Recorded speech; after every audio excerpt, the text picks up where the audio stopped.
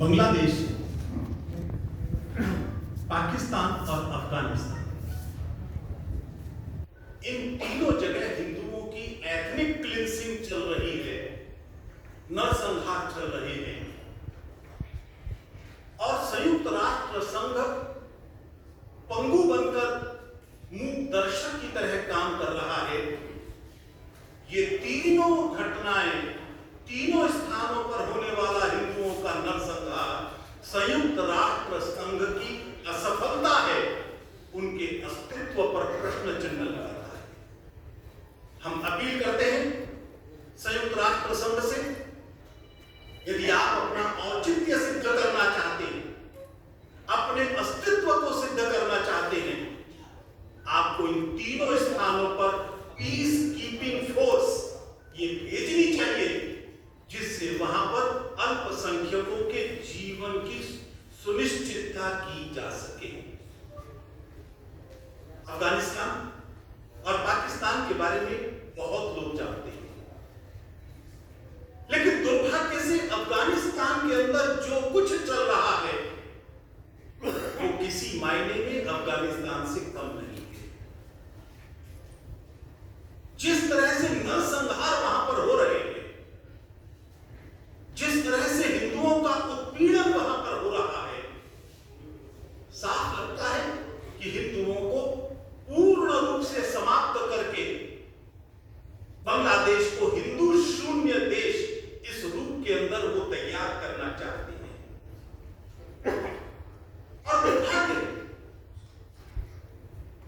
शेख हसीना सरकार, लोग कहते हैं मूक दर्शक है, मैं आरोप लगाता हूं शेख हसीना सरकार मूक दर्शक नहीं, इन आतंकवादी इस्लामी कट्टरपंथियों की प्रेरक के तौर पर, उनके प्रेरणा स्रोत के तौर पर काम कर रही है। आप लोगों के ध्यान में आया होगा, जब ये पिछले 10 दिनों से हिंदुओं पर अत्याचार चल रहे हैं, बजाय ये कहने के कि खबरदार किसी ने हाथ भी उठाया, उन्होंने भारत सरकार को चेतावनी दी कि यहां ऐसा कुछ ना होने दिया जाए भारत में, जिससे वहां का मुस्लिम समाज भड़क जाए। और जैसे ही हसीना ने ये कहा, हिंदुओं पर अत्याचारों की नई श्रृंखला शुरू। मुझे यह आरोप लगाने में तनिक भी संकोच नहीं है, शेख हसीना की रुचि अत्याचारों को रोकने में नहीं, उनको बढ़ाने में है, हिंदुओं को पीड़ित करने में है। क्यों ना हो? बांग्लादेश घोषित रूप से, संवैधानिक रूप से मुस्लिम देश है, और जितने भी संवैधानिक रूप से, घोषित रूप से मुस्लिम देश हैं, उन सबका चरित्र एक जैसा है, उन सबके अंदर अल्पसंख्यकों को साफ किया जा रहा है। आज का बांग्लादेश, जो पहले पूर्वी पाकिस्तान था, पहले से वहां पर अत्याचार हो रहे थे। पहले अत्याचार बंगालियों पर होते थे, चाहे हिंदू हो चाहे मुसलमान। लेकिन जब 1971 में भारत की सेना के साथ मिलकर मुक्ति वाहिनी ये वहां पर गई और पाकिस्तानियों को खदेड़ दिया, 90 लाख पाकिस्तानियों ने सरेंडर किया भारत की सेना का पुरुषार्थ, सिर्फ इसलिए अब बंगाली हिंदू, बंगाली मुस्लिम चैन से रह सके। लेकिन दुर्भाग्य, जैसे ही बांग्लादेश बना, तुरंत बांग्लादेश के मुसलमानों ने वहां के हिंदुओं पर वही अत्याचार करने शुरू कर दिए जो इन पर पाकिस्तान की सेना कर रही। उसका सीधा सीधा रिफ्लेक्शन वहां की डेमोग्राफी पर दिखाई देता है। 1951 में 15% हिंदू था, 51 में 22% था, लेकिन आज ये आबादी घटकर केवल 7% रह गई है। कहां गए? ये सब मार दिए गए या भगा दिए गए। इसका मतलब बड़ा साफ है कि वहां की सरकार भी नहीं चाहती हिंदुओं का ये नरसंहार हो। इसीलिए आजाद होते ही इन्होंने बांग्लादेश को मुस्लिम राष्ट्र घोषित किया, शरीयत के अनुसार चलेंगे यह घोषित किया। किया और थोड़े दिन के बाद ही एक कानून बना दिया जिस कानून का नाम है वेस्टेड प्रॉपर्टी एक्ट 2013। पाकिस्तान ने एक एक्ट बनाया था एनिमीज प्रॉपर्टी एक्ट, ये उसका केवल नाम बदल दिया, जिल्द बदल दी, अंदर वही था। हिंदुओं की संपत्ति पर सरकार कैसे कब्जा कर सकती है, और सरकार ने कब्जे करने शुरू कर दिए। लगातार हिंदुओं पर अत्याचार होने लगे। बार बार वो अत्याचारों को छिपाने की कोशिश करते थे, लेकिन मैं बधाई देता हूं संपूर्ण विश्व के मीडिया जगत को। एक बहुत बड़ा हिस्सा है जो स्वतंत्र और खोजी पत्रकारिता में विश्वास करता है, उन्होंने उन सब पापों को उजागर किया। वर्तमान दौर में भी अभूतपूर्व अत्याचार हो रहे हैं।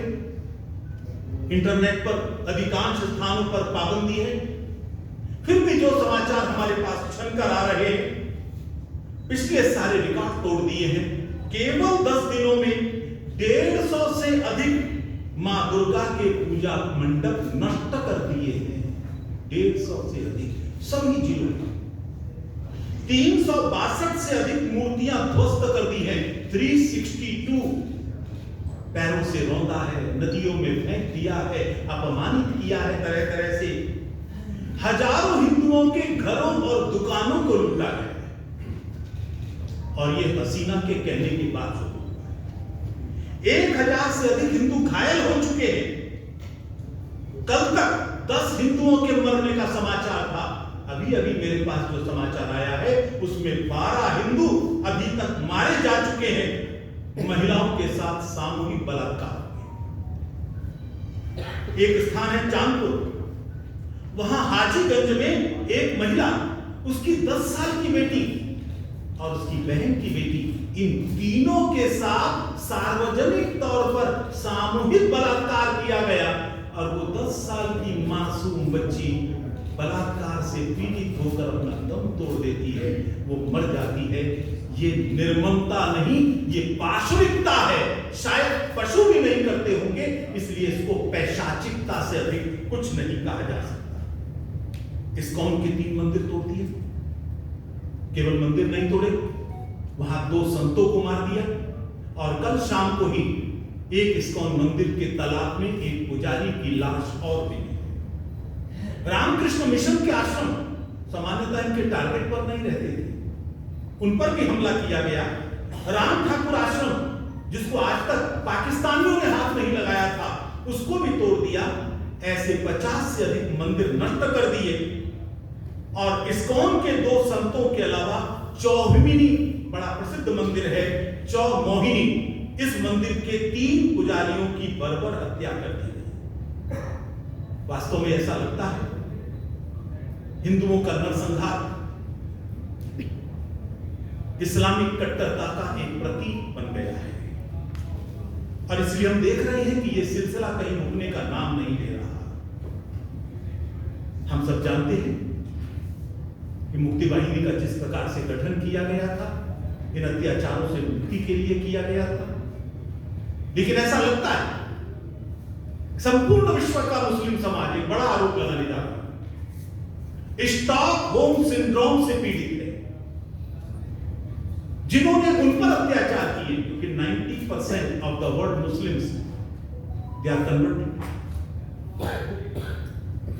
अत्याचार जिन्होंने उन पर अत्याचार किए थे, ये उनसे प्यार करने लगे हैं और उन्हीं के रास्ते पर चल रहे हैं। इसलिए गैर मुस्लिमों पर वही अत्याचार कर रहे हैं जो इनके पूर्वजों ने किया था, और इसलिए हम वहां की सरकार यानी बांग्लादेश की सरकार को चेतावनी देते हैं, अब बहुत हो गया है। यदि आप चाहती हैं कि बांग्लादेश को विकासशील देशों की पंक्तियों में बनाए रखा जाए, कुछ फील्ड में उन्होंने अच्छा काम किया है, लेकिन छवि वही है। पूरा विश्व व्यापार नहीं करना चाहता, इन्वेस्ट कैसे करेंगे? तो उन्हें अपना चरित्र बदलना होगा। मुस्लिम राष्ट्र की जगह उसको धर्मनिरपेक्ष देश घोषित करना पड़ेगा, और कट्टरपंथियों पर लगाम लगाने के लिए यदि उनको लगता है कि वो असफल हैं, तो 1971 की तरह वो भारत सरकार से मदद की अपील कर सकते हैं। उस समय मुक्ति वाहिनी चलाई थी पाकिस्तान की सेना के अत्याचारों से मुक्त करने के लिए। अब लगता है रिपीट 97 रिपीट मुक्ति वाहिनी जिहादियों के अत्याचारों से मुक्त करने के लिए एक और इस प्रकार का क्रम चलाने की जरूरत यदि लगती है, सरकार बांग्लादेश की आगे बढ़े और हम भारत सरकार से अपील करेंगे उनकी सहायता करें और बांग्लादेश के हिंदुओं को इन अत्याचारों से मुक्त कराएं। हम भारत सरकार से अपील करते हैं, उनकी संवैधानिक जिम्मेदारी है। नेहरू लियाकत पैक्ट के अंतर्गत वहां के रहने वाले अल्पसंख्यक, विशेष तौर पर हिंदू, इनकी सुरक्षा की गारंटी सुनिश्चित करने का दायित्व भारत सरकार ने लिया था। ये कर भी रहे। आखिर CAA का यही तो लेकर आए कि वहां नहीं बच पा रहे, यहां तो बच जाएंगे। और मुझे आज मालूम चला कुछ लोगों ने जो उस समय विरोध कर रहे थे, आज एक आध ने कहीं समर्थन का ड्रामा किया है। ये केवल ड्रामा मात्र है, कुछ और नहीं है, क्योंकि ये अपने वोट देश हित से भी ज्यादा ऊपर मानते हैं। इसलिए हम भारत सरकार से अपील करते हैं इन लोगों की परवाह छोड़ें, वैसे भी नहीं करते।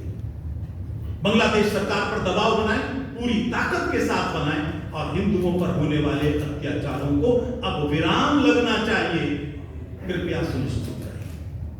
आज पूरे विश्व का हिंदू गुस्से में है। विश्व हिंदू परिषद मूक दर्शक बनकर नहीं रह सकता।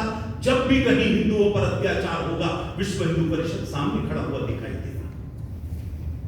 आज से पूरे देश के अंदर आक्रोश दिवस मनाने का निश्चय किया गया है। आज बंगाल के अंदर आक्रोश रैली हो चुकी है और बंगाल जहां सब प्रकार के कंट्रोल करने की कोशिश की, लोग न जा सके, इसकी प्रयास ममता सरकार ने की। इसके बावजूद कलकत्ता में 2000 से अधिक लोगों ने उस रैली में भाग लिया और बांग्लादेश के अंदर होने वाले हिंदुओं पर अत्याचार उन्होंने अपना आक्रोश व्यक्त किया। कल दिल्ली में रैली होने वाली सुबह 11 बजे बांग्लादेश मिशन के सामने हजारों की संख्या में दिल्ली का हिंदू समाज आएगा, अपना आक्रोश व्यक्त करेगा और अपना गुस्सा बांग्लादेश हाई कमीशन के सामने रखेगा और उनको हमारा प्रतिनिधिमंडल अपना ज्ञापन भी देगा जिसमें इस तरह की परिस्थितियों को रोकने की अपील की है। और इस प्रकार के आयोजन संपूर्ण देश के अंदर प्रत्येक जिला केंद्र में किए जाएंगे। आज से शुरू हो गए हैं। उत्तर प्रदेश के 10-12 जिलों से तो आज मेरे पास समाचार आ चुका है कि उनके यहां बड़े प्रदर्शन हुए हैं। अब पूरे देश के अंदर ये प्रदर्शन किए जाएंगे और हिंदू समाज की एकजुटता इनके माध्यम से रखी जाएगी। जब मैं मुस्लिम देशों की बात कर रहा था, पाकिस्तान का भी जिक्र आया। हम सबको ध्यान में है, कश्मीर घाटी में हिंदुओं का नरसंहार रुक नहीं रहा। 370 हटने के बाद कुछ दिन के लिए शांति आई थी। ऐसा लगता था कि अब आतंकवाद की जड़ें उखड़ चुकी हैं, लेकिन पाकिस्तान और उनके दलालों को यह कैसे स्वीकार कर सकता है। इसलिए पाकिस्तान ने आतंकवादी भेजने शुरू कर दिए। उनके इशारों पर उनकी कठपुतली बने कुछ राजनेताओं और कुछ अलगाववादियों, कुछ आतंकवादियों ने उनका साथ दिया। छांट छांट कर, चुन चुन कर हिंदुओं की हत्याएं फिर करनी शुरू कर दी है। पूरी दुनिया जानती है पाकिस्तान कर रहा है। भारत सरकार से हमारी अपील है, पाकिस्तान को शत्रु देश घोषित करें। वो शत्रुता का व्यवहार कर रहा है, हर मंच पर कर रहा है।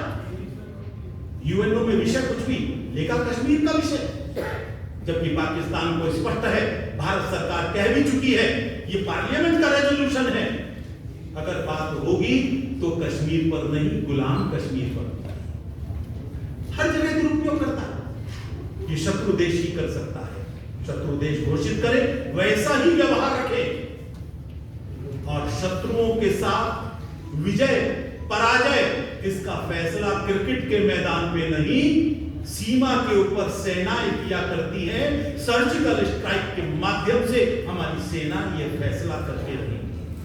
कोई क्रिकेट नहीं, कोई दोस्ती के संबंध नहीं, शत्रु को शत्रु के जैसा व्यवहार करें और उसको शत्रुता का दंड सिखाएं, उसकी कमर तोड़ देनी चाहिए, पूर्ण रूप से नेस्तनाबूद कर देना चाहिए।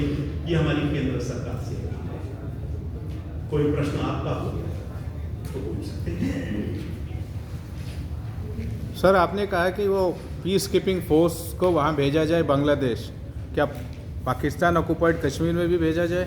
निश्चित तौर पर क्यों नहीं भेजना चाहिए, क्योंकि पाकिस्तान ऑक्युपाइड कश्मीर पर जबरदस्ती पाकिस्तान ने कब्जा किया हुआ, वहां की जनता उनसे मुक्त होना चाहती है, बार बार वो ये बात कहती है, उनके प्रदर्शन होते हैं। मुझे लगता है यदि पीस कीपिंग फोर्स जाएगा वहां की जनभावनाओं को समझेगा, और जनभावनाएं यही है, वो विकास चाहते हैं, विकास भारत के साथ है, बर्बादी पाकिस्तान के साथ है, ये वो जानते हैं।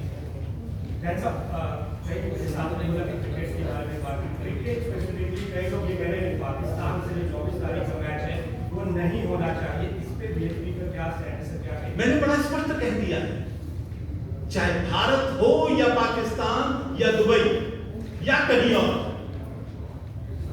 दुश्मन के साथ फैसला क्रिकेट के मैदान पर नहीं होगा।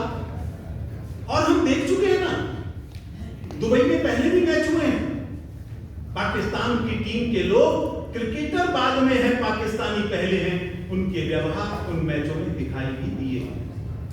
वो युद्ध करें, हम दोस्ती करें, इसे समझदारी नहीं कहा जा सकता। सर, एक सवाल है कि जो बांग्लादेश में दुर्गा पूजा पंडालों पे या हिंदुओं के घरों के दुकानों पे तो एक पैटर्न देखा गया है कि पहले एक फोटो वायरल की गई है कि कुरान नीचे रखा गया है, भगवान के पैर नीचे रखा हुआ है, और जिन लोगों ने उन तस्वीरों को वायरल किया बाद में उन्हीं लोगों को हमला करते हुए देखा गया। तो क्या ये कोई पैटर्न है कि जानबूझ के वहाँ से हिंदुओं को हटाने का, भगाने का, मारने का, क्योंकि जो वायरल कर रहे हैं वही हमला कर रहे हैं? ये तो एक सबूत सामने आया है, उन्हें बहाना नहीं चाहिए, वो बिना बहाने के हिंदुओं का कत्लेआम करते हैं। कश्मीर में कौन सा बहाना मिला था, अफगानिस्तान में कौन सा बहाना मिला था, पाकिस्तान में कौन सा बहाना मिल रहा है, और इतने सालों में बांग्लादेश में कौन सा बहाना है? एक ही बहाना है, हम गैर मुस्लिम को जीवित नहीं रहने देंगे। बाकी तो खोज लेंगे भड़काने की चीजें, अगर हम भड़कने पर आएंगे, हमारे पास कितनी है, परिणाम क्या होगा? सर, एक सवाल ये भी सर, जो बंगाल के चुनाव हुए थे तो कांग्रेस आईएसएफ जो है मास स्पीकर गुरुद्वारा शरीफ के चीफ है, उनका अलायंस हुआ था। कल उन्होंने एक बात कही फेसबुक लाइव में, ये कहा जो भी कुरान का अपमान करेगा उसका बीहेडिंग होना चाहिए, और वो उन्हीं वीडियोस और फोटोज की बात कर रहे थे जो बांग्लादेश में जिनकी वजह से दंगे हुए, और उन वीडियोस फोटो की कोई वेरासिटी भी नहीं है, फिर भी हिंदुस्तान में बैठ के वो ऐसी बात कह रहे हैं, लेकिन सपोर्ट भी कर रहे हैं, क्या करेंगे? ये बहुत दुर्भाग्यजनक है, ये किसी भी सभ्य समाज का प्रतीक नहीं हो सकता। वैचारिक मतभेद हो सकते हैं, लेकिन वैचारिक मतभेद का समाधान तलवारों से नहीं, विमर्श से होता है। ये हिंदू संस्कृति है, और इस्लामिक संस्कृति हमेशा से तलवार से समाधान चाहती है। ये भारत का दुर्भाग्य है। अपने आप को सेकुलर कहने वाले लोग, टूल किट गैंग के लोग बांग्लादेश के ऊपर हिंदुओं के नरसंहार पढ़ चुके हैं, पाकिस्तान पढ़ चुके हैं, इस तरह के वीडियो पढ़ चुके हैं, बल्कि कई जगह कांग्रेस के लोग इस तरह के वीडियोस का समर्थन करते हुए दिखाई देते हैं। चंद मुस्लिम वोटों की खातिर इन्होंने हमेशा देश के साथ गद्दारी की है, वही अब कर रहे हैं। हाँ, विकास। डॉक्टर साहब, मेरा सवाल ये है कि चुनाव बाद बंगाल में परिस्थिति देखी गई कि हिंदुओं का यहाँ पश्चिम बंगाल में भी पलायन हुआ, जो बांग्लादेश ने स्थिति और आपने भारत सरकार से हस्तक्षेप करने की मांग की है, कितनी उम्मीद करते हैं कि भारत सरकार हस्तक्षेप करेगी? पश्चिम बंगाल में भी हम लोगों ने हस्तक्षेप नहीं देखा है। दबाव तो बना सकते हैं, क्या बंगाल सरकार पर दबाव नहीं बनाए गए?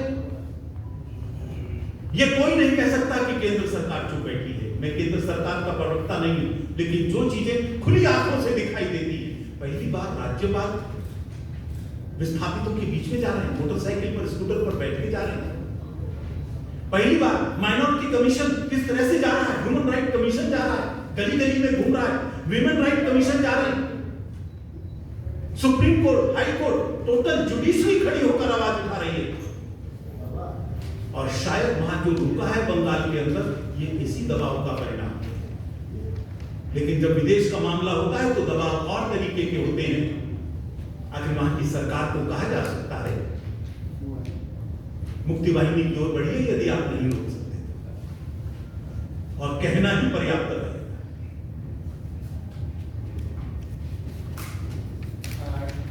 एक सवाल है कश्मीर को लेकर, जिस तरह से 90 जैसी स्थिति हो गई है, फिर से अल्पसंख्यक वहाँ निशाना बनाया जा रहा है, वहाँ जो कश्मीरी पंडित विस्थापित थे वो तो वापस पहुँच ही नहीं पाए हैं। आपको क्या लगता है कि केंद्र सरकार इसको लेकर एक प्लान बनाना चाहिए, जो वहाँ से विस्थापित हुए उनको वापस ले जाया जाए, और फिर से जो अल्पसंख्यक भाग रहे हैं उनको केंद्र सरकार इस तरफ सजग है, ये हमारा पूरा विश्वास है। स्थितियां सामान्य हों, जितना क्रैकडाउन आतंकवादियों पर अब हो रहा है, ये स्वतंत्र भारत के इतिहास में पहली बार है। मेरा तो एक एक गांव कश्मीर घाटी का घूमा हुआ है, हर दौर में गया हूं। मैं जानता हूं जो स्थिति आज है वो पहले कभी नहीं थी, और इसलिए मैं जब कश्मीरी मुस्लिम समाज के बीच में जाता हूं, आप में से कुछ बंधु अभी रहकर आए, वो कहते हैं हमें मुफ्ती नहीं चाहिए, हमें अब्दुल्ला नहीं चाहिए, केंद्र सरकार का ही शासन चाहिए। विकास तो हो रहा है, हमारे स्कूल तो खुल रहे हैं, बच्चे पढ़ तो रहे हैं, आईएएस में बच्चे जा तो रहे हैं, ये वहां का मुस्लिम समाज आमतौर पर कहता है। पाकिस्तान को बर्दाश्त नहीं है, इसीलिए सारी हरकतें वो कर रहा है। और इसलिए बस भारत सरकार से हमारी अपील है, कश्मीर घाटी में जो कर रहे हो वो करते रहिए और तेजी से करिए, लेकिन इसका जो प्रेरक है वो पाकिस्तान है, उसकी कमर पहले तोड़िए।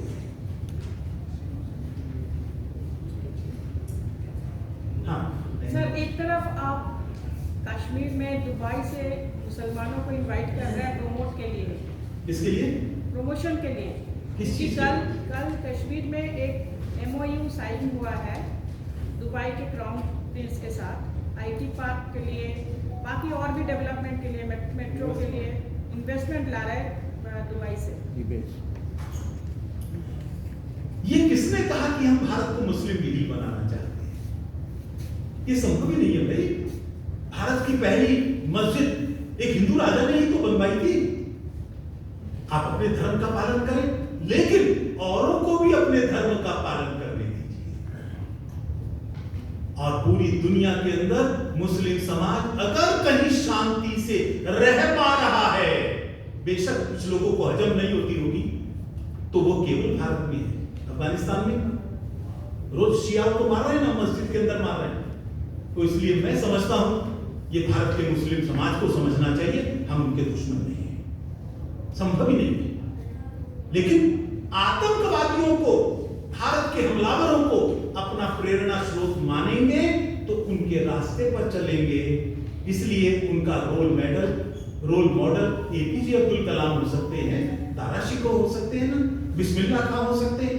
क्यों औरंगजेब और गजनी के पीछे दौड़ रहे हो? ये उनको समझना चाहिए। ठीक है, बहुत बहुत धन्यवाद।